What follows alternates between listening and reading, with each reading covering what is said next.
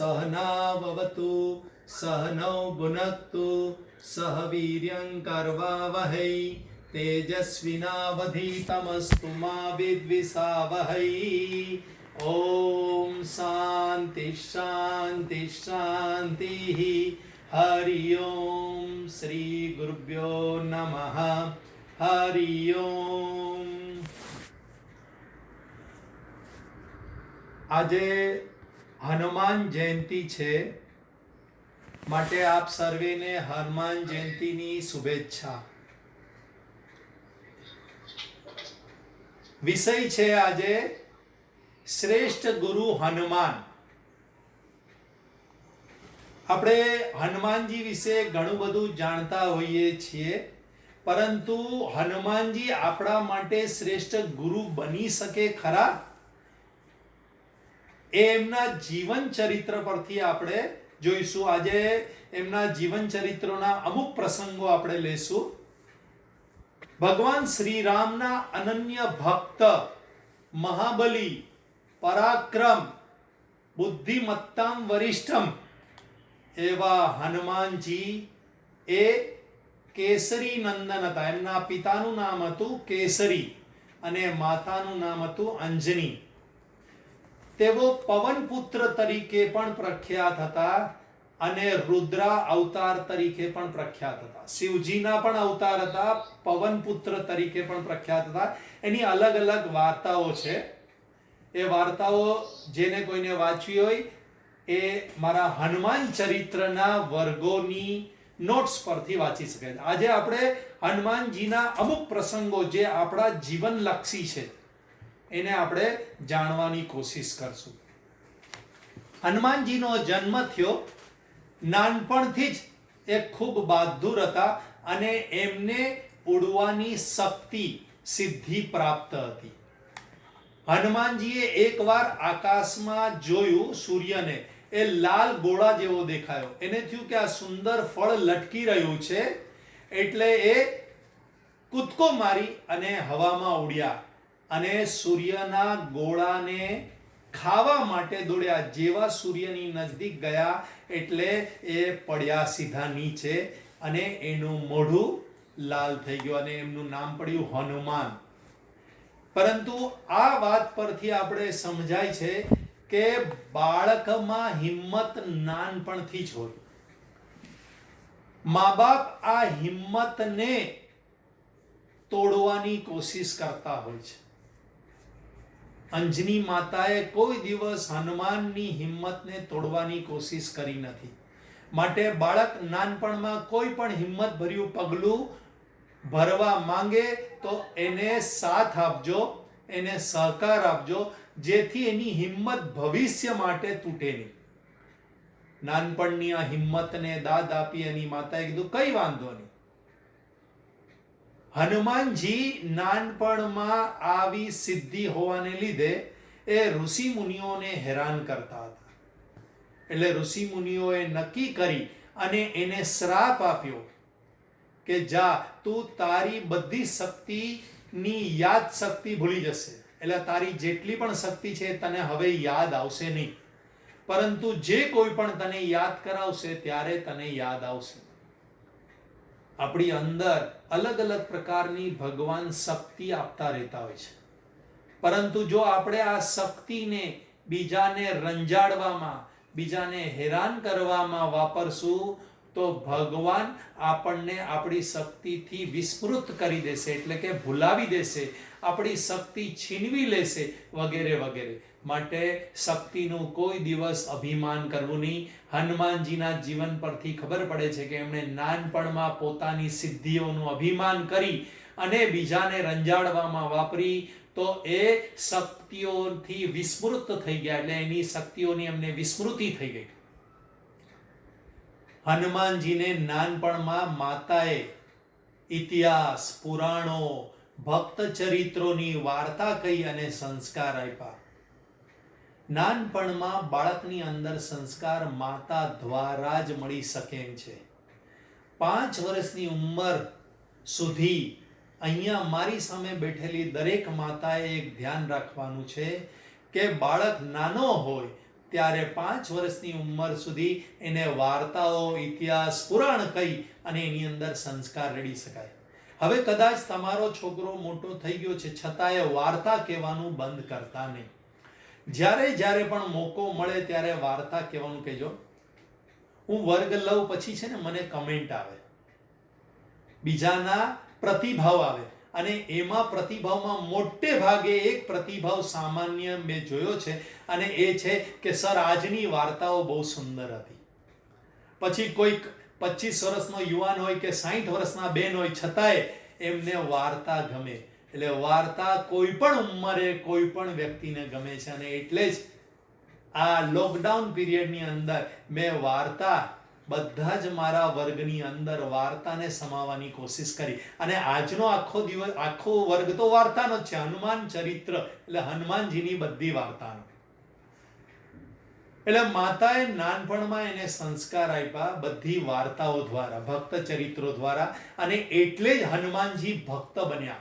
જો તમે તમારા દીકરા કે દીકરીને ભક્ત બનાવવા માંગો છો, ભગવાનના રસ્તે ચલાવવા માંગો છો, તો તમે ચોક્કસ રોજ નવી નવી વાર્તા કહેજો. અને કદાચ નાના બાળકોને માતા પિતા વાર્તા ન કહેતા હોય, આરના ને બધા નાના નાના બાળકો છે મારી સામે, એને જો માતા પિતા વાર્તા ન કહેતા હોય તો તમારે જીદ કરવાની, રાતના સુવાનું નહીં, વાર્તા કે પછી જ સુવાનું. બરાબર છે? જલ્પાબેન, હેતલબેન વગેરે વગેરે જે મારી સામે બેઠા છે એ લોકો એના બાળકોને વાર્તા રોજ કહેજો. હવે અમુક ઉંમર મોટી થઈ એટલે માતાએ વિચાર્યું કે હવે ખાલી વાર્તાથી નહીં ચાલે. એણે સિસ્ટમેટિકલી રીતસરનું અધ્યયન, વિદ્યાભ્યાસ કરવા માટે ગુરુ પાસે જવું પડે. અને માતાને ખબર હતી કે સૌથી શ્રેષ્ઠ ગુરુ આ જગતમાં છે તો તે સૂર્ય ભગવાન છે. કારણ તે સર્વજ્ઞ છે, સર્વનું જ્ઞાન ધરાવનાર છે. દરેક લોકમાં સૂર્ય ભગવાન જાય છે અને સર્વનું જ્ઞાન ધરાવે છે. માટે હનુમાનને કહ્યું કે તું સૂર્ય ભગવાન પાસે જા અને એમની પાસે વિદ્યા અભ્યાસ કર. હનુમાને કીધું હું કેવી રીતે સૂર્ય ભગવાન પાસે જાઉં, સૂર્ય કેટલો દૂર છે? ત્યારે ફરીથી માતાએ એને યાદ કરાવ્યું કે તારી અંદર તો શક્તિ છે, તું તો ઘડીના 6 ભાગમાં, તારા માટે અશક્ય નથી સૂર્ય ભગવાન પાસે પહોંચવું. એટલે હનુમાનજી કૂદકો માર્યો અને સૂર્ય ભગવાન પાસે પહોંચી ગયા, નમસ્કાર કર્યું અને વિદ્યા અભ્યાસ કરવા માટેની માંગણી કરી. સૂર્ય ભગવાને કહ્યું કે હું તો બહુ બિઝી છું, આખા જગતનું સંચાલન કરું છું, હું તને કેવી રીતે ભણાવી શકું? હું તો ફરે રાખતો હોઉં છું, અને મારી સ્પીડ કેટલી છે, અને હું તો નિયમબદ્ધ છું. સવારે ઉઠી જાઓ, ઊંઘવું એટલે ઊંઘવું જ. આપણે બધા જાણીએ છીએ કે સૂર્ય કેટલો નિયમબદ્ધ છે. તો તું મારી સાથે કેવી રીતે વિદ્યા અભ્યાસ કરી શકશે? તો કે કઈ ચિંતા નહીં, તમે જે સ્પીડમાં જઈ રહ્યા છો એ સ્પીડમાં હું જઈશ અને તમારી પાસેથી વિદ્યા અભ્યાસ કરીશ. તમે ખાલી બોલજો, હું વિદ્યા મેળવી લઈશ. સૂર્ય ભગવાને જોયું કે અત્યારે પણ હનુમાનજી મારી સ્પીડ પ્રમાણે મારી સાથે ચાલી રહ્યા છે, ઉડી રહ્યા છે અને વાતો કરી રહ્યા છે, માટે આ નિષ્ઠાવાન છે. ગમે ત્યારે પણ તમારે જ્ઞાન મેળવવું હોય તો તમારે નિષ્ઠાવાન બનવું પડશે. ગુરુના શરણે જઈ અને ગુરુની આજ્ઞામાં રહેવું પડશે, એની સુવિધામાં રહી અને જ્ઞાન પ્રાપ્ત કરવું પડશે. પરમાત્મા તત્વનું, આત્મ તત્વનું જ્ઞાન પ્રાપ્ત કરવા માટે હનુમાનજી જેવા શિષ્ય બનવું પડશે. હનુમાનજીએ સૂર્ય ભગવાનને પ્રસન્ન કર્યા અને એમની સાથે સાથે સ્પીડમાં ઉડતા ઉડતા એમણે વેદાભ્યાસ કર્યો અને દરેક શાસ્ત્રનો અભ્યાસ કરી અને પોતે પણ સર્વજ્ઞ બની ગયા. અભ્યાસ પૂરો થયો એટલે હનુમાનજીએ કીધું કે ગુરુ દક્ષિણા મારે આપવી છે. સૂર્ય ભગવાન કે મારે કોઈ ગુરુ દક્ષિણા નથી લેવી, માને તો આનંદ થયો તારા જેવા શિષ્યને મેળવીને, અને એટલે મારા મુખમાંથી ઉપદેશ નીકળી ગયો. હનુમાનજી કહે કે વિદ્યાભ્યાસ ગુરુ દક્ષિણા વગર ઉતરે નહીં, મારે આપને ગુરુ દક્ષિણા આપવી છે. સૂર્ય ભગવાને કીધું બહુ આગ્રહ કરે છે તો એક કામ કરજે, પૃથ્વીલોકમાં મારા અંશ તરીકે સુગ્રીવ એ જન્મ લીધો છે, એની તું રક્ષા કરજે. હનુમાનજી કહે હું તમને વચન આપું છું કે જિંદગીભર હું સુગ્રીવને સંગાથે રહીશ. હવે શંકર ભગવાનનો એક નિયમ હતો કે જ્યારે જ્યારે પણ વિષ્ણુ ભગવાન આ સૃષ્ટિ પર જન્મ લે ત્યારે એમની લીલા જોવા માટે, એમના દર્શન કરવા માટે જવાનું.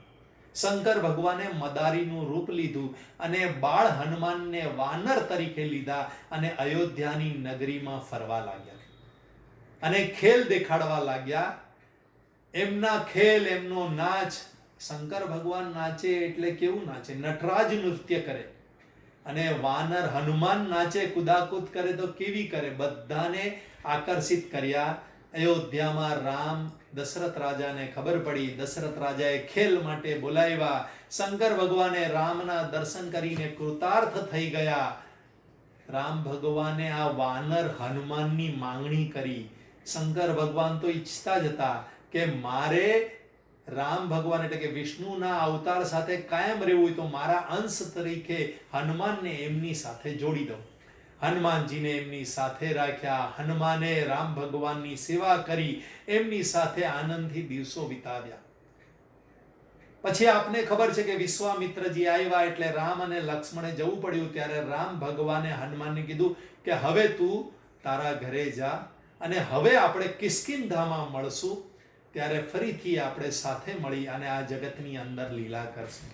હનુમાનજીએ સ્વામીની આજ્ઞા પ્રમાણે ત્યાંથી વિદાય લીધી અને કિષ્કિંધા તરફ ગયા. ફરી હનુમાનજી ઋષ્યમુંગ પર્વત પાસે ભેટો થયો. કેવી રીતે ભેટો થયો? તો કે રામ ભગવાનના લગ્ન થયા અને લગ્ન પછી કૈકેયીએ વરદાન માંગ્યું. રામે વનમાં જવું પડ્યું. સીતાજીનું હરણ થયું અને રામ અને લક્ષ્મણ મુનિ વેશમાં બાણ અને તીર લઈ અને વન ભટકવા લાગ્યા સીતાની શોધ કરવા. ત્યારે તેઓ ઋષ્યમુંગ પર્વત પાસે આવ્યા. સુગ્રીવ અને હનુમાને જોયું કે નીચે બે તપસ્વી જઈ રહ્યા છે. તો સુગ્રીવે કીધું કે વાલીએ કદાચ કોઈકને મોકલ્યા હોય, હે હનુમાન તારા પર મને વિશ્વાસ છે, તું જઈ આવ. તમે કોઈની એવી સેવા કરો કે તમારા પર પૂર્ણ વિશ્વાસ એને આવી જાય. ઘણા બધા વાનરો સુગ્રીવ સાથે હતા પરંતુ એને એક હનુમાન પર જ વિશ્વાસ હતો. હનુમાનજીએ વેશ પલટો કરી બ્રાહ્મણનો વેશ લીધો અને રામ ભગવાનની નજદીક ગયા. કોઈ અજાણ્યા વ્યક્તિને મળો તો એને અનુરૂપ તમારે વેશ લેવો પડે, એને અનુરૂપ વાતો કરવી પડે. આ એરિયા હતો માતંગ ઋષિનો અને અહીંયા ઋષિના આશ્રમની નજદીક બધા સાધુ ને બ્રાહ્મણ હોય એટલે સામે વાળાને કોઈ શંકા ન થાય માટે હનુમાને બ્રાહ્મણનું રૂપ લીધું. રામ ભગવાનની પાસે ગયા. એમણે પોતાની ઓળખાણ આપી અને એને કીધું કે આવી રીતે સુગ્રીવ કરી અને વાનર અહીં પર્વત પર રહે છે. આપ કોણ છો? મને લાગે છે કે આપ કોઈ દેવ છો. આપ મુનિ વેશમાં છો અને હાથમાં બાણ અને તીર છે. આવી રીતે અનેક તર્ક હનુમાનજી કરવા લાગ્યા. રામ ભગવાનને ઓળખી શક્યા નહીં. ત્યારે રામ ભગવાને જોયું કે આ હનુમાન મને ઓળખી શકતો નથી એટલે એમણે કોઈ સવાલનો જવાબ નહીં આપ્યો. લક્ષ્મણને કીધું કે તું જવાબ આપ. અને લક્ષ્મણે વિસ્તારથી રામ ભગવાનનું વર્ણન કર્યું. ભાવાવેશમાં હનુમાનજી આવી અને ચરણમાં પડી ગયા. હે સ્વામી, હું આપને ઓળખી શક્યો નહીં. હનુમાનજી કેમ ભગવાનને ઓળખી ન શક્યા ને ભગવાને કેમ એમને જવાબ નહીં આપ્યો?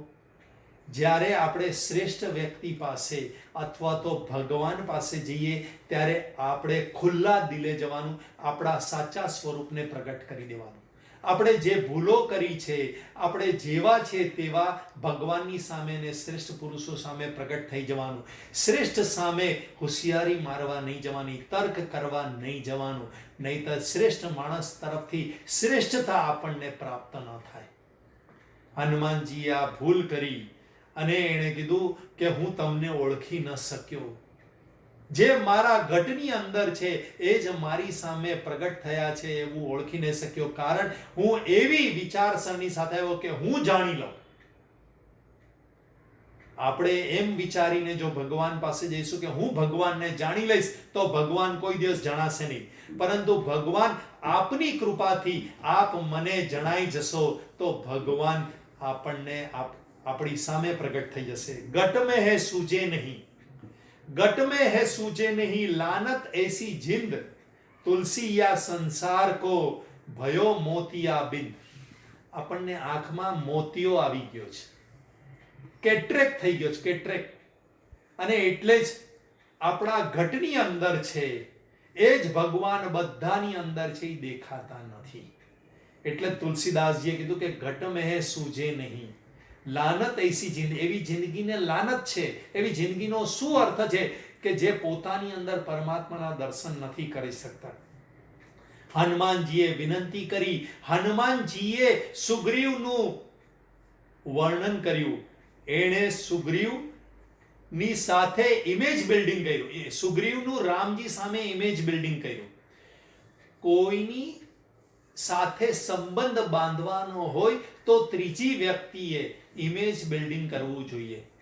માર્કેટિંગનો પણ આ ઉસૂલ છે. કંપનીનો પ્રોડક્ટ ક્યારે વેચાય? જ્યારે કંપનીનું ઇમેજ બિલ્ડિંગ કોઈ સેલ્સમેન કરે ત્યારે. અહીંયા હનુમાનજીએ સુગ્રીવનું ઇમેજ બિલ્ડિંગ કર્યું કે સુગ્રીવ મહાન વાનર છે, પવિત્ર વાનર છે, સત્યનિષ્ઠ છે. એ કિષ્કિંધાનો રાજા હતો, પરંતુ લુચ્ચાઈથી એના ભાઈએ એનું રાજ્ય છીનવી લીધું, એની પત્નીને છીનવી લીધી. આવી રીતે દયા અને શ્રેષ્ઠતા આ બંનેનું ઇમેજ બિલ્ડિંગ કર્યું.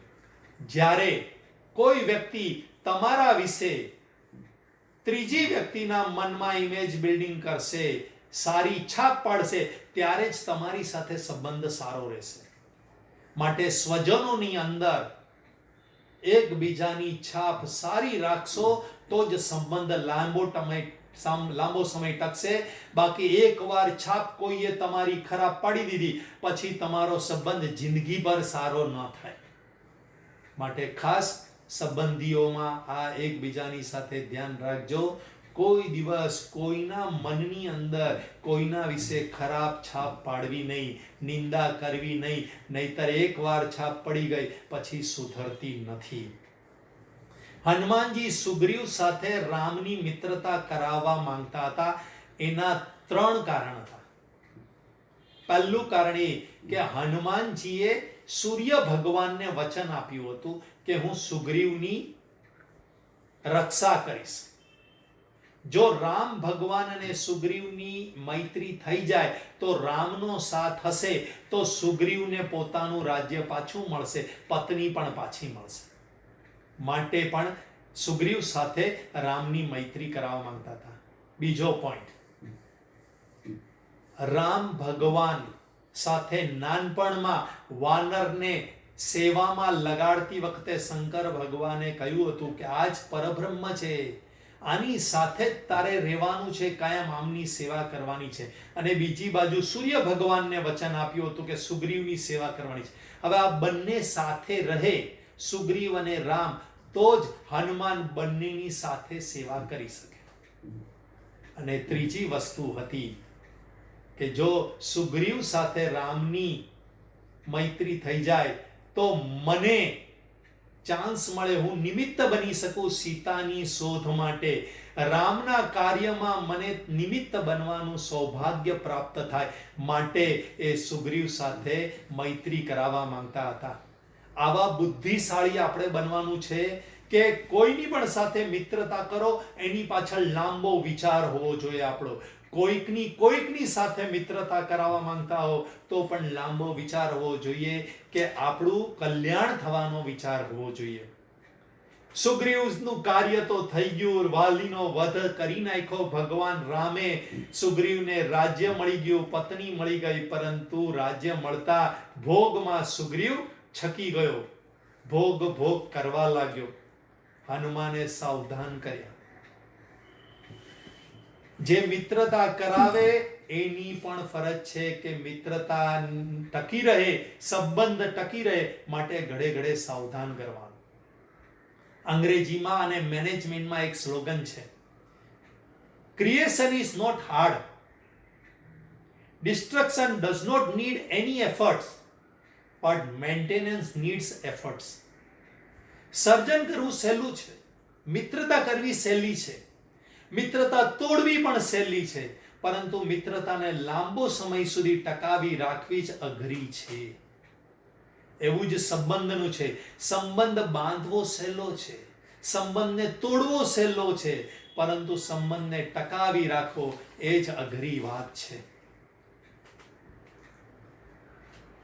સુગ્રીવ સાથે મિત્રતા થઈ ગઈ. સુગ્રીવને પણ જાગૃત કરી દીધો. સુગ્રીવે વાનર સેનાને ચારે બાજુ મોકલી, હનુમાનજીને દક્ષિણ દિશા તરફ મોકલ્યા, અને હવે સમુદ્ર આવી ગયો. સમુદ્રનું ઉલ્લંઘન કરવાનું હતું. કોઈ સમુદ્રને ઓળંગી શકે એમ હતું નહીં, પરંતુ જાંબુવંતને ખબર હતી કે હનુમાનજી ઓળંગી શકે એમ છે, પરંતુ એની શક્તિનું એને ભાન કરાવીશ તો જ એ ઓળંગશે. જાંબુવંતે ફરીથી હનુમાનજીને એની શક્તિ કે તું જ એકલો સમુદ્રને ઓળંગીને પાછો આવી શકે એમ છે, માટે તું જ આ કાર્ય કરી શકે એમ છે. રામ ભગવાને હનુમાનજીને તૈયાર કર્યા અને રામ ભગવાને મુદ્રિકા આપી. હનુમાનજીએ છલાંગ મારી અને સમુદ્ર પાર કરવાની શરૂઆત કરી. પહેલું વિઘ્ન આવ્યું મેનાક પર્વત. થોડોક સમુદ્ર ઉડીને ગયા ત્યાં સાગરે મેનાક પર્વતને કીધું કે તું બહાર નીકળ. આ અમારા કુળના રામ ભગવાન, સગર કુળના રામ ભગવાન હતા, એમનું કાર્ય કરવા માટે આ ભક્ત જઈ રહ્યો છે, એને થોડો આરામ કરવા મળે, માટે તું સમુદ્રથી ઉપર આવ. ડુંગર સમુદ્રની અંદર છુપાયેલો હતો, એને ઉપર આવવાનું કીધું. હનુમાને હાથ લગાડીને બહાર ચાલ્યા ગયા, આગળ નીકળી ગયા. બીજું વિઘ્ન આવ્યું રસ્તામાં, અને એ હતું સુરસા નામની સર્પ માતાએ હનુમાનજીને ખાવા માટે મોઢું પોળું કર્યું. હનુમાનજી બહુ મોટા થઈ ગયા, સુરસાએ એનાથી મોટું મોઢું કર્યું. આમ બંને વચ્ચે સ્પર્ધા થઈ મોટા થવાની. હનુમાનજીને પણ સિદ્ધિ પ્રાપ્ત હતી, પરંતુ હનુમાનજીએ જોયું કે અત્યારે સ્પર્ધા કરવાનો સમય નથી, અત્યારે તો મારે સમુદ્રને ઓળંગી અને સીતાની શોધ કરવાની, માટે સૂક્ષ્મ થઈ અને સુરસાના મોઢામાંથી બહાર નીકળી અને નમસ્કાર કરી અને સુરસા માતાને કીધું કે તમારે મારું ભોજન કરવાનું હતું, એ કાર્ય પૂરું થઈ ગયું, તમારા મોઢામાં આવી ગયો છું, એટલે તમારું કાર્ય પૂરું થઈ ગયું છે. સુરસા ખુશ થઈ અને ત્યાંથી ચાલી ગઈ. ત્રીજું વિઘ્ન આવ્યું સિંહિકા નામની રાક્ષસી, જે સાગરની ઉપર હવામાં ઉડતા પ્રાણીઓ, પક્ષીઓ કે કોઈ પણનું પડછાયો સાગરમાં પડે, એ પડછાયાને પકડી લેતી, એટલે ઉડવાનું બંધ થઈ જાય અને પક્ષી કે કોઈ પણ હોય એ ઉડી સાગરની અંદર પડી જાય અને સિંહિકા રાક્ષસી એને ખાઈ જતી. હનુમાનજીની ઉપર પણ આ જ એણે વિદ્યા અજમાવી. હનુમાનજીનું પ્રતિબિંબ એટલે કે પડછાયો સાગરની અંદર પડતો તો સિંહિકાએ એને પકડ્યા અને હનુમાનજી અટકી ગયા. જોયું હનુમાનજીએ કે આ સિંહિકાનું કૃત્ય છે, એને એક લપડાક મારી અને સિંહિકાને મારી નાખી અને હનુમાનજી સાગર પાર કરી ગયા. આ 3 વિઘ્ન એ આપણા જીવનમાં આવતા વિઘ્નો છે. આપણે જ્યારે સંસાર સાગરને પાર કરવા નીકળ્યા છે, આપણે બધા જ અહીંયા બેઠેલા બધા જ સંસાર સાગર ને પાર કરવા માટે નીકળ્યા છે, આ જન્મ મૃત્યુના ચક્રમાંથી પાર થવા માટે નીકળ્યા છે, ત્યારે 3 વિઘ્ન આવે છે. આ હનુમાનજીએ આપણને દેખાડ્યું. પહેલું વિઘ્ન મેનાક પર્વત, એટલે કે આપણા સ્વજન હતા, રામ ભગવાનના સ્વજન હતા, એને લીધે આ આરામ કરવાનું વિઘ્ન. આપણા ઘરના સ્વજનો જ આપણને અટકાવશે, પરમાત્મા તરફ ચાલતા, સત્સંગ તરફ જતા આપણને અટકાવશે કે થોડો આરામ કરી લો, થોડો મજા કરી લો, કેટલો સત્સંગ કરવો, કેટલું ભગવાન તરફ ચાલવું, થોડુંક હવે કોઈક વાર સત્સંગમાં ના ગયા તો ચાલે. આ પહેલું વિઘ્ન છે. એને પાર કરવા માટે નમસ્કાર કરવા, એની સાથે ઝઘડો નહીં કરવાનો, સ્વજન સાથે. સ્વજનને જે જોઈએ છે એ કામ કરી લેવાનું અને આપણે આપણો સત્સંગનો સમય સંભાળી લેવાનો. આ પહેલું વિઘ્ન શાંતિથી પૂરું કરવાનું, પાર કરવાનું. બીજું વિઘ્ન એ સુરસા, સુરસા, રસ એટલે સ્વાદેન્દ્રિય, ઇન્દ્રિયોના ભોગ આપણામાં વિઘ્ન આવશે. તમારામાંથી જે લોકો આજે 15મો દિવસ છે, 15 દિવસમાં નિયમિત કદાચ કોઈ નથી આવી શક્યું, એને આ સુરસા નામનું કદાચ વિઘ્ન નડ્યું હોય. ઇન્દ્રિયોના ભોગ રૂપી વિઘ્ન નડે. કોઈક ને કોઈક ભોગ વિલાસ કે મોજ મજા ને લીધે આ સત્સંગમાં પહોંચી ન શક્યા, કાં તો આરામ કરવો હોય, કાં તો ભૂલી ગયા હોય કોઈ બીજા કાર્યને લીધે, આ સુરસા આપણને સત્સંગ અને પરમાત્મા તરફ ચાલવામાં નડે છે. એટલે ઇન્દ્રિયોનું દમન કરવાનું. એમાં દમનમાં પણ ઇન્દ્રિયને મારવાની નથી. હનુમાને સુરસાને મારી નથી, પરંતુ હાથ જોડી અને એને થોડુંક ભોગ થોડુંક, સમજાય તમને, થોડોક ભોગ આપવાનો. ઇન્દ્રિયો અને મને કંઈક માંગ્યું છે તો થોડુંક એને આપી અને ફરીથી પાછે આપણે આપણા પરમાત્મા તરફ અને સત્સંગ તરફના કાર્યમાં લાગી જવું. ત્રીજું વિઘ્ન આવ્યું સિંહિકાનું, જે આપણા પડછાયા, આપણી કાળાશને પકડી રાખે છે. આ છે આપણા દ્વેષી. આપણા દ્વેષી લોકો, આપણે જ્યારે સત્સંગમાં આગળ નીકળશું ત્યારે આપણા ભૂતકાળને પકડી અને આપણને પાછળ પાડવાની કોશિશ કરશે અને કહેશે, હવે હું જાણું છું આ બધા સત્સંગ કરે છે ખોટા છે, પહેલા હું જાણું છું કેવા હતા પહેલા.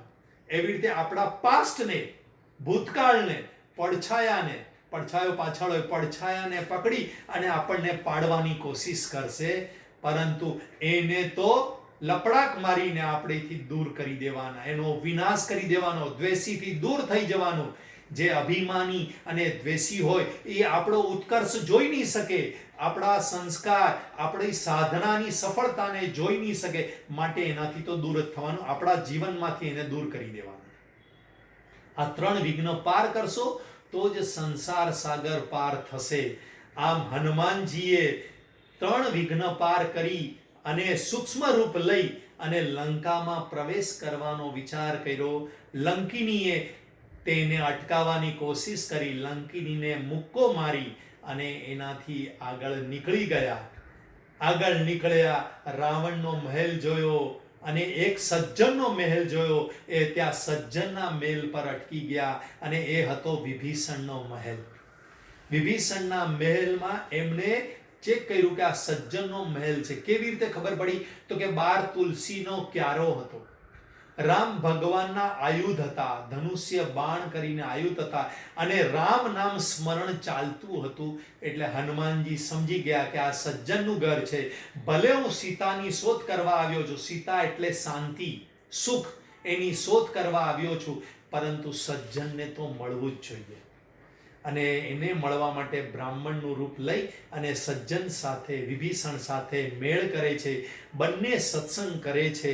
તુલસીદાસજી અહીંયા કહે છે, સૂત દારા और લક્ષ્મી, सूत दारा और लक्ष्मी पापी घर भी होय, सूत दारा और लक्ष्मी पापी घर भी होय, संत समागम हरि कथा तुलसी दुर्लभ होय.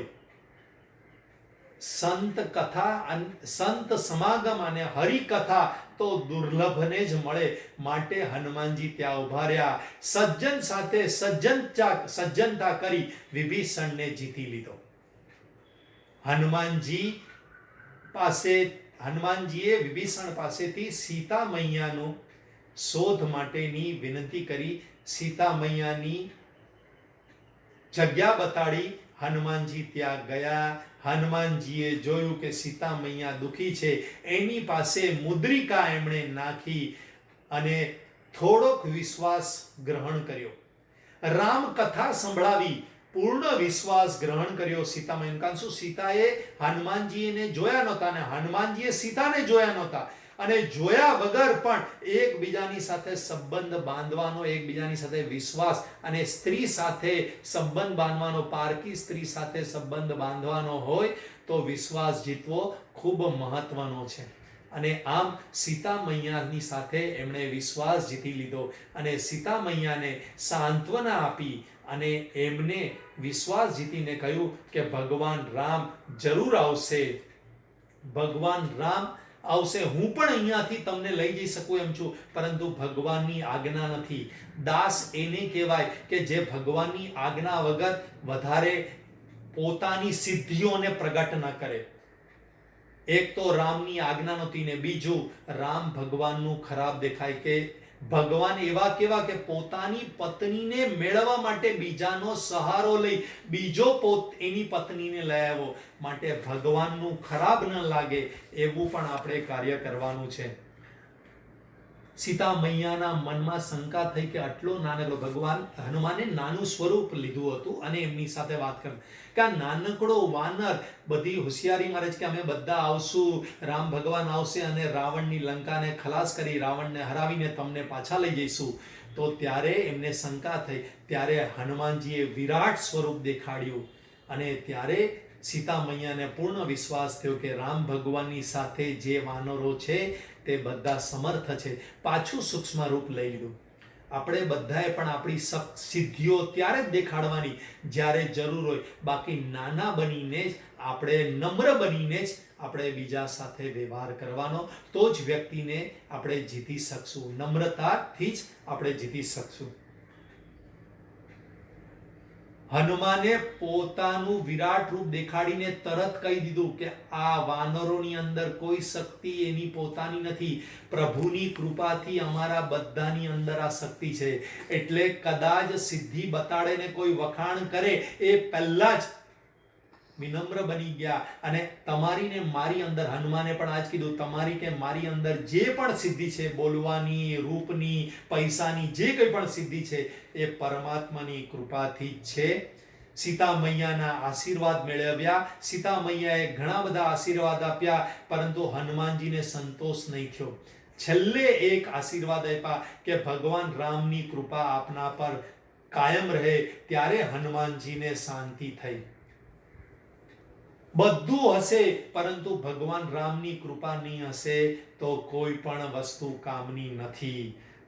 ફળો ખાવા માટે નીકળ્યા, સીતાજીની આજ્ઞા લીધી અને લંકાની અંદર અશોક વાટિકાને ધ્વંસ કરી નાખી. કારણ રાવણને ડરાવવો હતો માટે ફળ તો ખાધા પરંતુ રાક્ષસોને પણ માર્યા અને રાવણની લંકાના રાજમહેલની અંદર પહોંચી ગયા.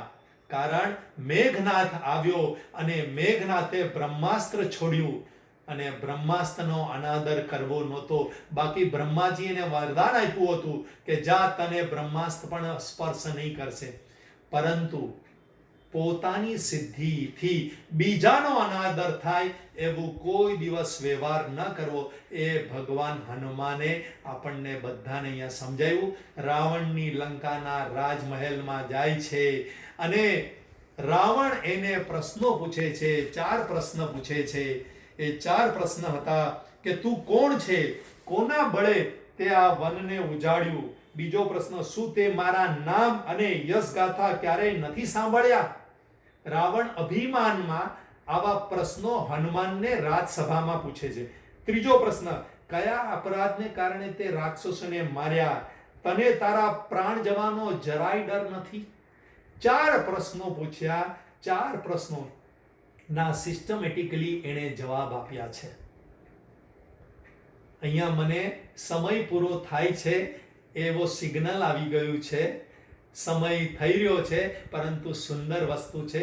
આવતીકાલે આપણે વાત કરશું. ઓમ પૂર્ણમદ પૂર્ણમિદં પૂર્ણાત પૂર્ણસ્ય પૂર્ણમાદાય પૂર્ણમેવાવશિષ્યતે. ઓમ શાંતિ શાંતિ શાંતિ. હરિ ઓમ. શ્રી ગુરુભ્યો નમઃ. હરિ ઓમ.